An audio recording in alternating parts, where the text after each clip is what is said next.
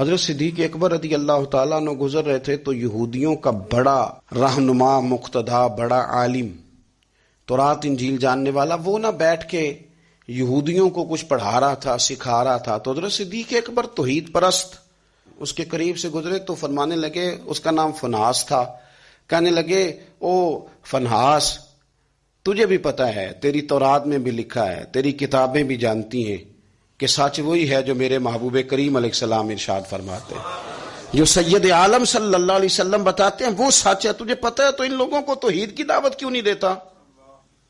یہ پھر شرک میں، بت پرستی میں، کفر کی طرف بڑھتے جا رہے ہیں.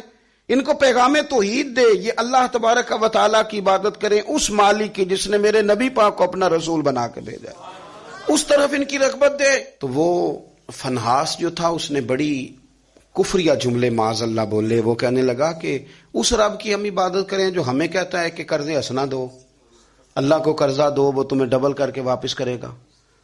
صدقات اور زکوٰۃ کا معاذ اللہ اس نے مذاق اڑایا.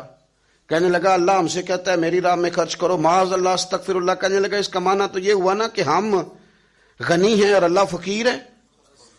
جب اس نے رب کی شان کے بارے میں یہ بات کی نا تو حضرت صدیق اکبر نے پھر ایک زور کا تماچا اس کے منہ پہ مارا، اور جب وہ دھڑام سے گرا نا، اب وہ چونکہ ان کا بڑا مقتدا تھا، پیشوا تھا، وہ حضور سید عالم صلی اللہ علیہ وسلم کی بارگاہ میں آیا اور وہ سارے لوگ آئے. نے آ کے کہا جی ابو بکر نے تھپڑ مارا ہے. تو نبی کریم صلی اللہ علیہ وسلم نے فرمایا بلائیے ابو بکر صدیق کو. حاضر بارگاہ ہوئے، آپ نے تھپڑ مارا ہے؟ کہا حضور مارا ہے. بالکل مارا ہے. کیوں مارا ہے؟ یا رسول اللہ صلی اللہ علیہ وسلم اس نے یہ کہا تھا معاذ اللہ کہ اللہ فقیر ہے ہم غنی ہیں، میرے رب کریم کی شان کے بارے میں یہ اس نے جملے بولے تو میں نے مارا تھپڑ.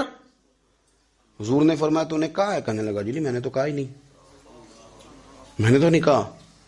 اس کے جتنے لوگ تھے ان سے کہا بھی تم موجود تھے، اس نے کہا ہے؟ وہ کہنے لگے جی نہیں نہیں اس نے تو کہا ہی نہیں. عوام مسلمان تھا ہی کوئی نہیں جو جناب صدیق اکبر کی گواہی دے، جو صدیق کی صداقت کے لیے کھڑا ہو، تھا ہی کوئی نہیں. جب وہ سارے کہنے لگے جی نہیں کہا ہی نہیں، یہ معاذ اللہ غلط کہہ رہے ہیں، کہا ہی نہیں، جب وہ سارے مکر گئے تو رب کریم کے قرآن نے بولنا شروع کر دیا. یہودی مکر گئے اور جناب صدیق اکبر کی گواہی جب بندوں میں سے کوئی دینے والا نہ رہا تو مالک نے فرمایا میں جو گواہ ہوں ابو بکر صدیق، میں جو گواہ ہوں. لقد سمع اللہ قول الذین قالوا ان اللہ فقیر ونحن اغنیاء. فرمایا کسی مسلمان نے سنا یا نہیں سنا، اللہ نے سن لیا ہے.